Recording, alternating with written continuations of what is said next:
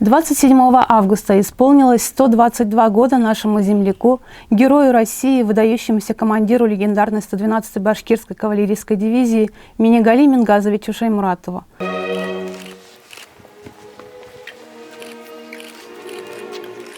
Почтить память героя и воздать дань уважения подвигу всех воинов-победителей в его лице пришли глава района Альфир Сабиров, заведующая музеем 112-й башкирской кавалерийской дивизии Фарида Юсупова, директор Республиканского музея боевой славы Ильшат Утяев, начальник отдела внутренних дел по Кармаскалинскому району Артур Хафизов и жители села Шаймуратова. Стало доброй традицией в этот день собираться нам здесь у подножия памятника нашего легендарного генерала и чествовать день его рождения. Задача, наш долг перед теми, кто ковал эту победу, сохранить память в наших сердцах.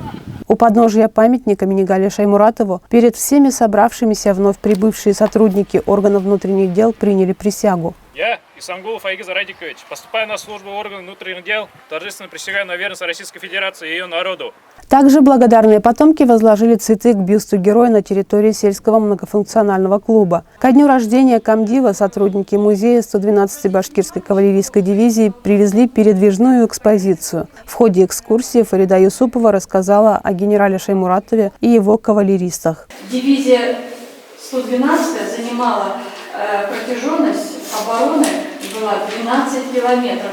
И на протяжении 3 месяцев враг не смог пройти. С большим интересом экскурсовода слушали дети. Они также изучили экспонаты местного музея, предметы старины непонятного для них предназначения.